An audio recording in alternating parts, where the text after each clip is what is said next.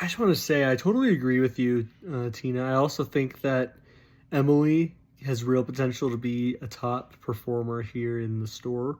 Um, to get a better idea of how I could best coach her, I actually observed her as she interacted with customers, and you're absolutely right in the sense that she is very kind and warm and welcoming, and she definitely has a way of making customers feel comfortable and at ease. So it's definitely not an issue for her at all.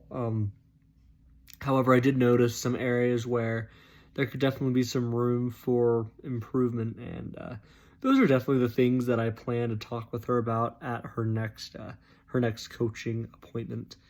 I'll plan to talk with her about those things that I noticed, and I'll tell her how great she is and how good she is at helping customers to feel wanted and to feel important, because that's super important. And then I'll, go into the things that she could do to tweak her approach and hopefully get some more sales.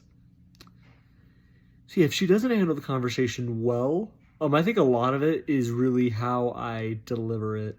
I guess there are two ways, two streets to that, because on one hand, right, she can take it however she wants, and that's on her. But I also think that it's important for me to evaluate my approach as I coach Emily and really try to diagnose what I can do to make sure I give her the best experience possible. So if she doesn't take it very well, I'll try to, analyze, what the problem could be. If it's something that she, maybe she needs to be more humble, or see if it's something that I could do. Maybe I wasn't kind enough, or, whatever the case may be. And that's definitely something that I will work on.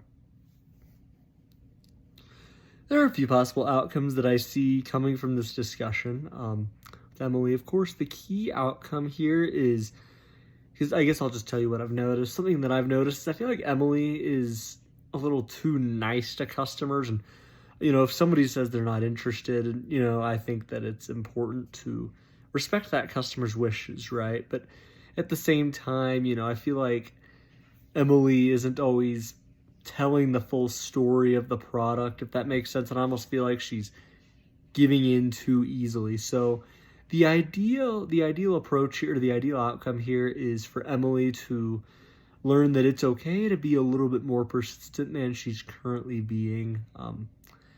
Knowing Emily, I know that being persistent is something she really struggles with because she's such a kind person. So I could maybe see her, trying to take our advice, and, it just doesn't go over well because she just doesn't have the ability to not be persistent.